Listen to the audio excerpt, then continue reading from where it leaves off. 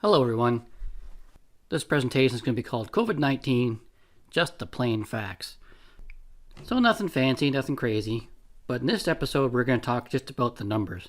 And this being the first episode, let's see what happens. If people like the response rate here, people like what we're seeing, maybe I'll do more of these. But I'm just taking the time out of my own personal life here to present the facts because for some reason we're not getting the facts. So let's dig into the numbers. So what does just the facts mean? Well, all the information I'm about to show you will come from our own city, websites, whether it be Hamilton or Toronto, where it's going to come from. And I will include all the web links as references so you can do your own fact checking of my statements. There are no conspiracy theories here, just the facts. And that's why I call it just the facts.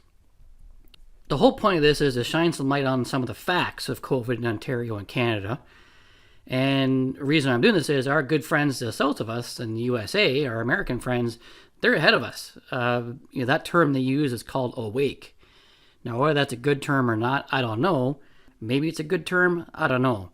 But keep in mind, if I do use the term awake, it's not a negative or derogatory term, meaning, if you're asleep, you're dumb.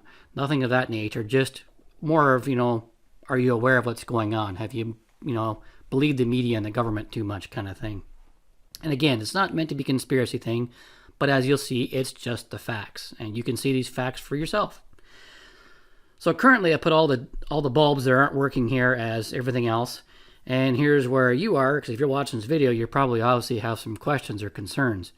And the goal of this video will be to kind of move to this, to kind of share this with others so they kind of, learn what's going on, because there's so much just misinformation. It's unbelievable. It's just unfathomable how many mistakes have been made with facts. It's hard to even believe. We're going to talk about doing your own research. Do your own work. You cannot trust the government or media to give you the facts. It's been apparent. That's what's kind of the impetus of me doing this video, because for some reason we're not seeing it. So we're going to use the government's own facts to show you this.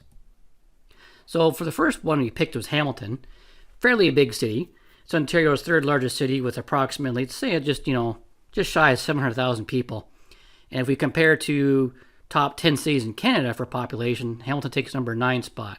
So not bad. Gives us a point. And it's just a city I picked for, easy numbers. So remember that population number, 695,000. And we're going to look at the COVID numbers as of today, April 10th, 2021. So here's the website talking about it. And the information. You can see here's the date, April 10th, everything's there.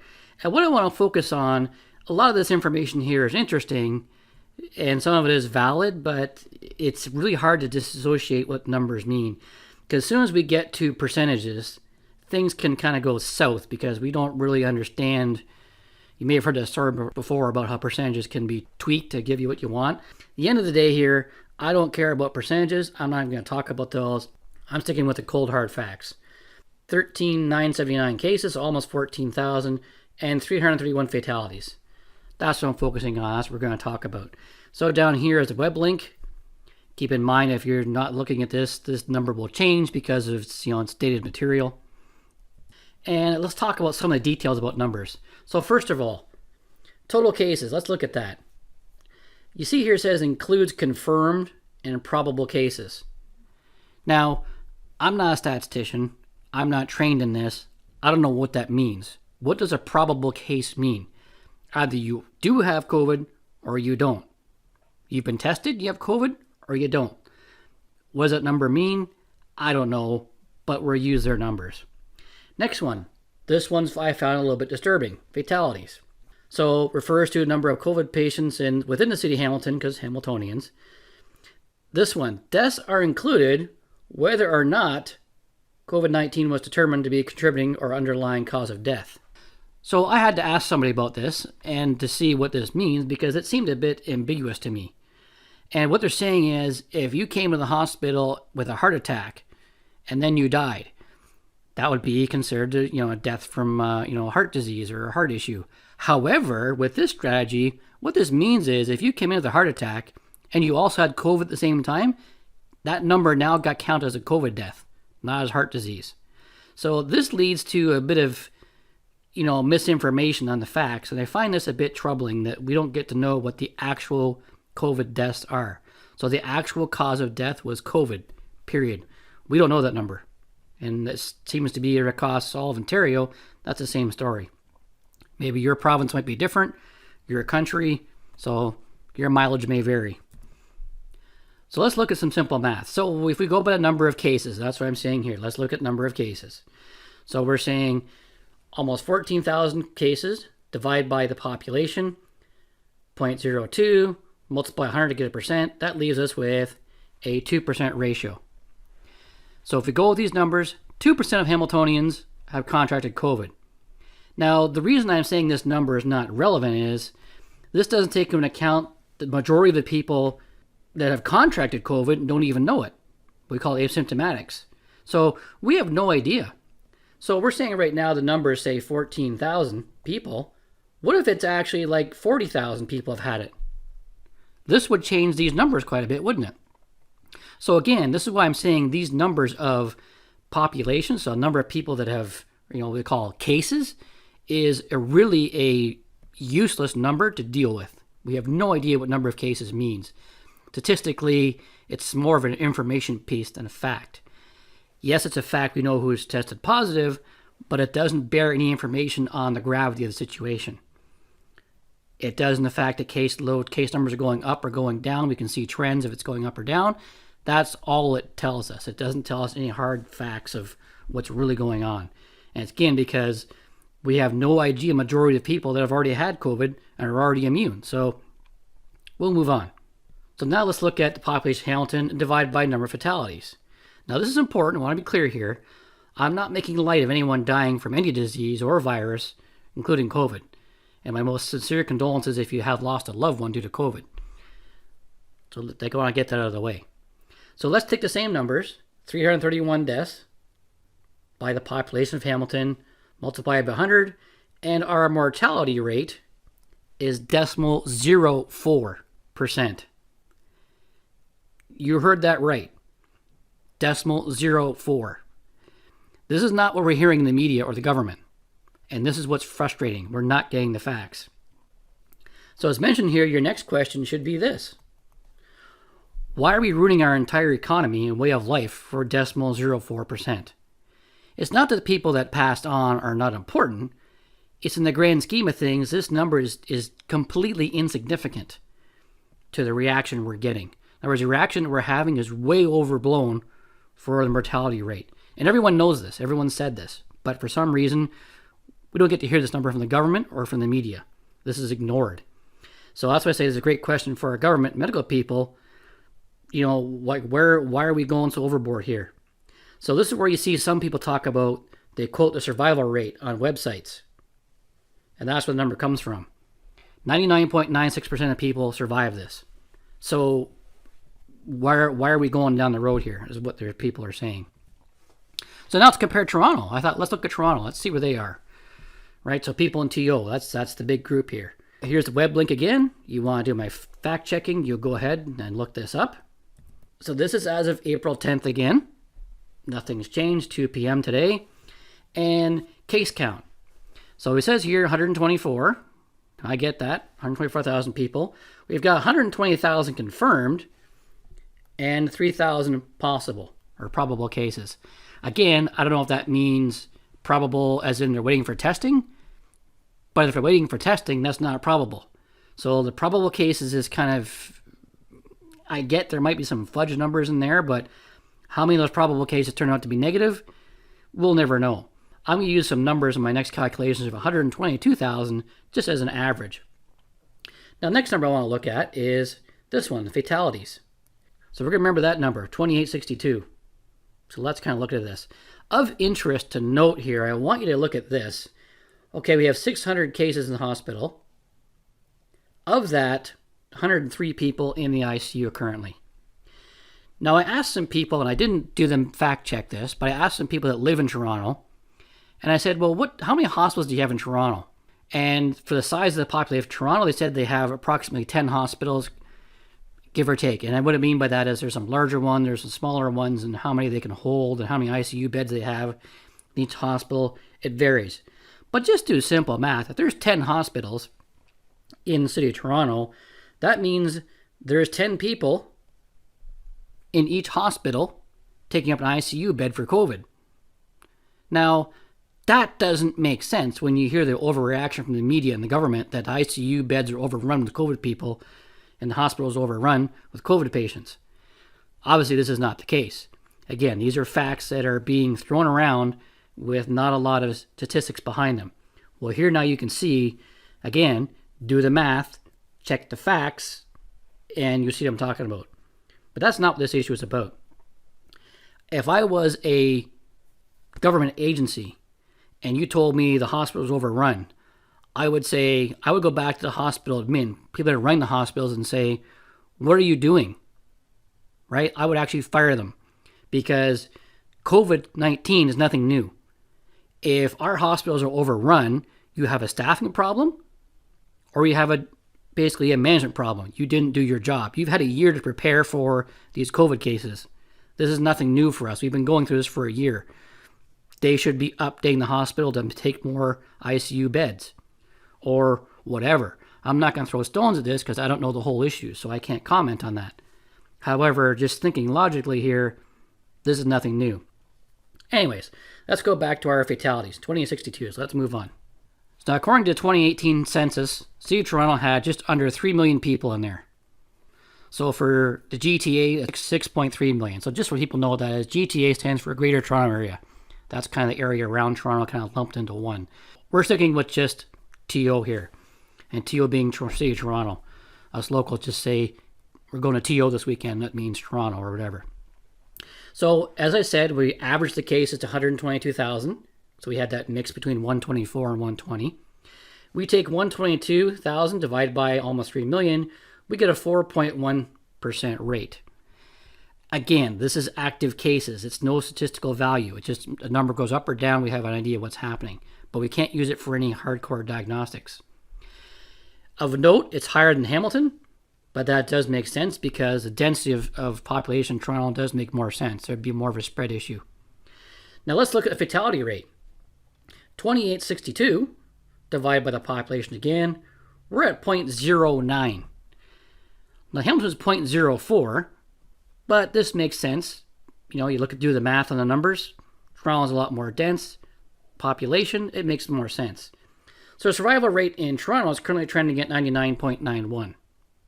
Now, if we just dropped the last numbers for most people, if I told you your survival rate for taking a medication was 99.9, you'd be pretty happy to take that medication. You know what I mean? Like we're splitting hairs here, but this is what facts do. Facts tell us details.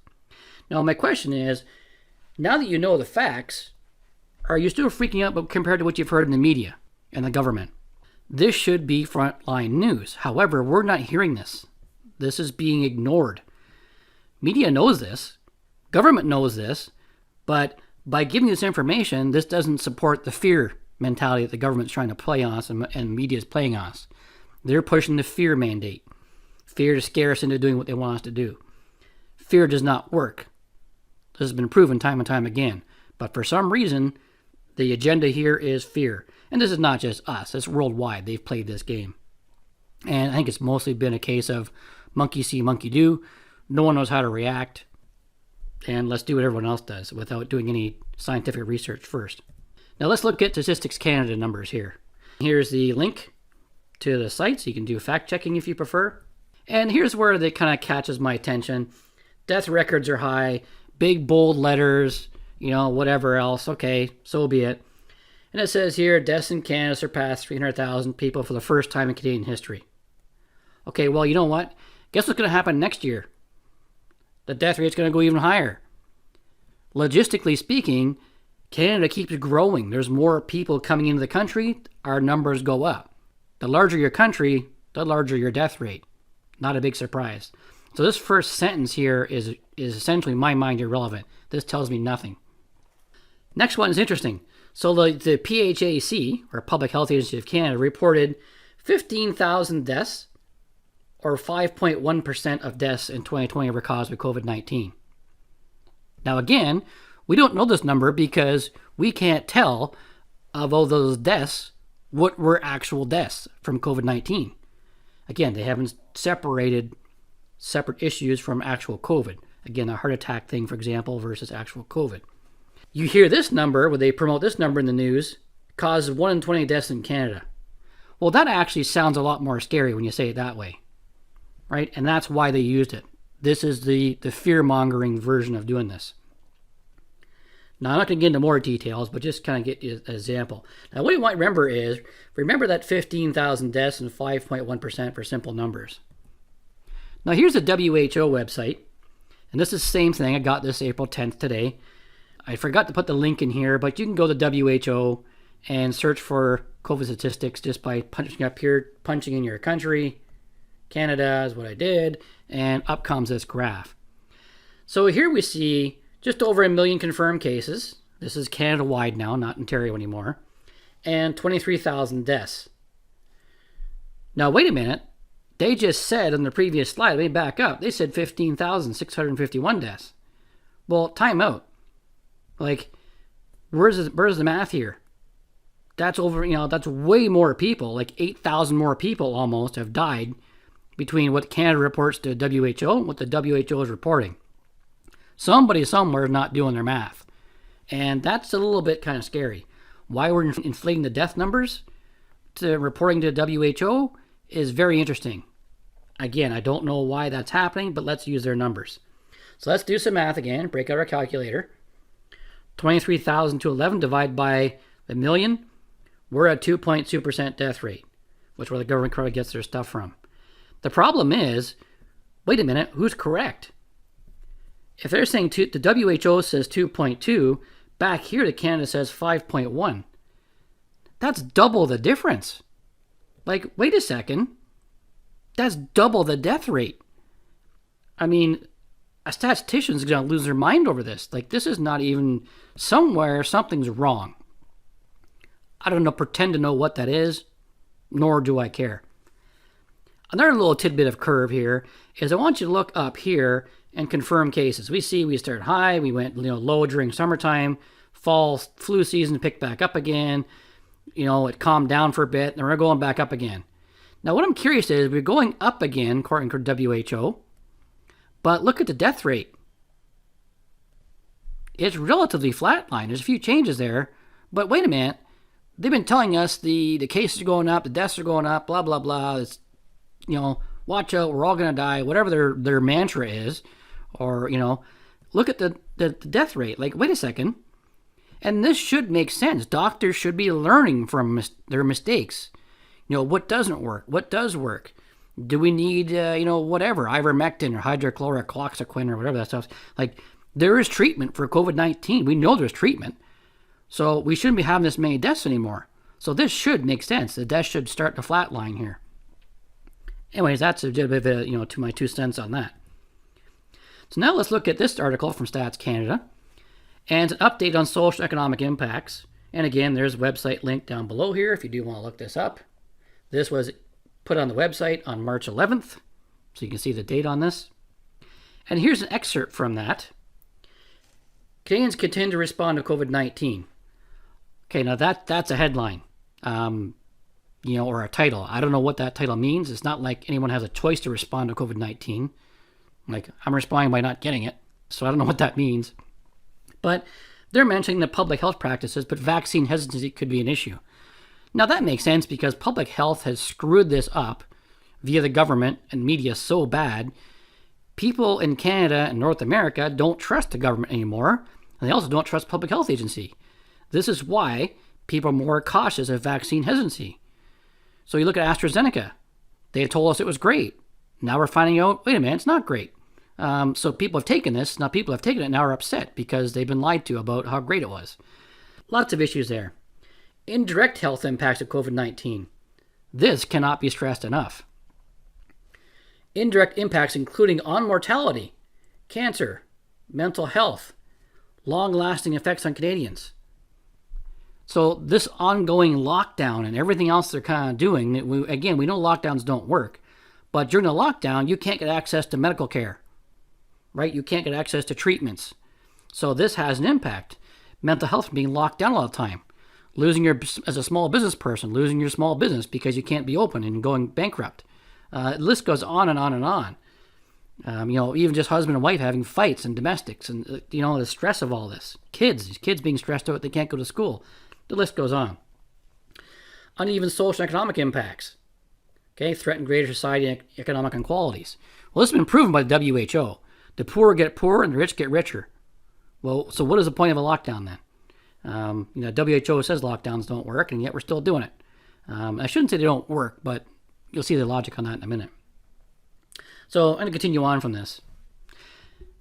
So this is just some more background information. So September 16% of Canadians reported having been tested for COVID-19. Among them, 2% indicated they tested positive, and 3% were bringing test results. Okay, so the 3% does meaning, but there's 2%. So if we did the math on this, 16% of 38 million is just over 6 million people that got tested in this time frame, and only 2% reported positive. Well, that tells you this thing is not very infectious like they said it was. And this is a good number. I mean, if this is over, 15 months or whatever it's been since we've had this thing, and 2% are reporting positive, the spread rate here is not what they told us it was going to be. So it's very interesting. Now, I'll talk to this one briefly. This is, optimism on the COVID vaccine. And it's just showing that people are starting to wane on the reality of getting a vaccine. If you got a vaccine, that's great. It's up to you. Look at these numbers. I hope if you haven't got the vaccine, I hope you'll see that this is kind of this is a non-issue. So it's going to talk here about, currently 49% of Canadians are not likely to get a vaccine. And this breaks down by a percentage of who's least likely to get a vaccine. Not a big deal, but if you want to look at the data, go ahead. It just goes to show you, as I mentioned, I think there's a public's waning on what public health's been saying, government's been saying, and we're starting to kind of say this doesn't make sense, and we're losing faith and trust in them. Now here's another one, healthy database information, a data blog, and a big picture of mortality in Canada. This one's a bit older, 2018, but that's fine. You'll see why I'm going to use this in a minute. So let's look at Hamilton's mortality rate of 0.04 and TO of 0.09. And if we say the national average is 2%, we'll just pick that number. It's higher than what we see. I mean, Toronto is a pretty big city. To be 0.09, which is not even 1%, for the national average to be 2%, I don't quite get that, because that means some other bigger city must be at like 4% to bring that average up to that much higher. But that's statistics, and maybe it is what it is. I don't know. But if 2% of people are dying, apparently, because of COVID, well, here's what other people in the country are dying from. 30% of the population is dying from cancer. 26% is dying from heart and stroke. 7% from mental health. 5% from Parkinson's. Here's my point. Let's look at just this one, for example. Parkinson's. We've been doing research on this for years. Still no answer. Cancer. Research for years. Still no answer. Why are we shutting down the entire economy and the whole world, so to speak, for 2%? There's clearly bigger issues here. And that's what my point is.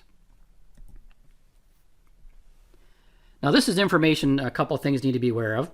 The WHO said lockdown should be a last resort due to the high level of collateral damage to greater society. And I'll let you go and look this up. But this is an excerpt from this website here that actually pulled from the WHO information. And this website is from a journal, a scientific journal called Nature. And this clearly says, they welcome the findings from the scientific journal Nature, which showed almost zero correlation between general lockdowns, basically stay-at-home orders, and reduction in COVID-caused deaths in affected countries. So, again, this is more proof that lockdowns don't work. The collateral damage is too high.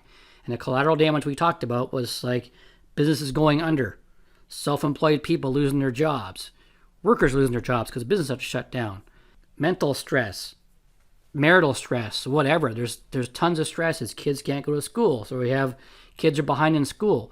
This has such a huge impact. It's not being talked about at all, which is very discouraging because this is a big deal. In the articles I've showed you, they talked about this. This is going to affect people for decades to come. Now, I don't know why they say decades. I don't understand the research, why they're saying decades, but take the statisticians at their word for it. So a bit of a summary here. We know it's a numbers game, but the question is, why are we being misled by our government and the media? Why are they lying to us? Why won't they tell us the facts? Do they think we're stupid? Do they think we can't understand for ourselves what's going on? But instead, we get this fear type thing. So essentially, here's what we need to do. Our governments and health doctors that make political decisions are failing us on a monumental level by not being transparent with the facts. And based on the facts that they're being given, their politicians are making poor decisions. They've decided to let a few medical doctors run the country, and this is wrong. What I mean by a few is they seem to find the doctors that will echo what they want the message to be and report them. Any doctor that reports this is not a big deal, they shun them, they don't let them talk, they call them crazy, conspiracy people. We don't have an open debate or dialogue anymore, right? And as Jordan Peterson says, if you cannot have a common sense kind of debate anymore, your learning has changed. And I may be kind of misrepresenting what Mr. Peterson said, but smart man. If you haven't heard him, you need to go do some research and listen to him on YouTube. Brilliant man. And so for this, I blame the government. The government has failed for this by not letting us down. So I talked about why we're locking down the whole country for a 0.4 to call it 1% mortality rate. Again, makes no sense. Do the math. So in closing, I hope in watching this, my fellow Canadians will wake up. Again, we talked about that term. Realize what's going on and start asking more questions. Step 1, stop believing fear-based media lies and start spreading the truth. Don't accept the media fear and government fear, because we've proven this. The facts don't prove that. Facts are important.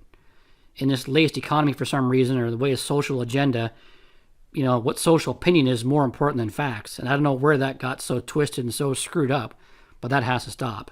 Facts are more important than opinion. And as soon as we get that straightened out, the better we'll all be. We need our leaders to get back to scientific-based decisions instead of fear-based decisions. Lockdowns don't work. We're doing way more harm than we are good. And they talked about the harm being for decades to come. So we need to stop this now and get this fixed. For those that want more information on how the world thinks this should be done, there is something here called the Great Barrington Declaration. I may be saying that wrong, but you can read it there and look into it and see what it's all about. But it's a great documentation. There's thousands of doctors saying this, what we're doing is wrong. Thousands of medical people, thousands of people are just you and me, kind of average persons, signing on to this declaration saying what we're doing is wrong. And of course, guess what? It's falling on deaf ears. And something does get out there, big media pulls it down. It's opinion that doesn't match the narrative that's out there. So it gets labeled conspiracy and gets removed. Be aware of that. That stuff is out there. In closing, my job here was just to present the facts. That's all I'm trying to do. You don't believe me? That's fine. But go look at the facts. Do your own research. Don't trust the media or the government to tell you what's really going on. Because it's been proven right now, they don't know what's going on. They're choosing to misinform us on purpose. And that's never a good thing. So, remember, if you're going to leave comments below, feel free to do that. But remember, be respectful. Everyone has different opinions. But I hope here, I don't care about opinions. I care about facts. Facts are what matters. Enjoy the facts. If you like this video, share it with people. Help people to realize what's going on and become smarter Canadians. Have a great day, everyone.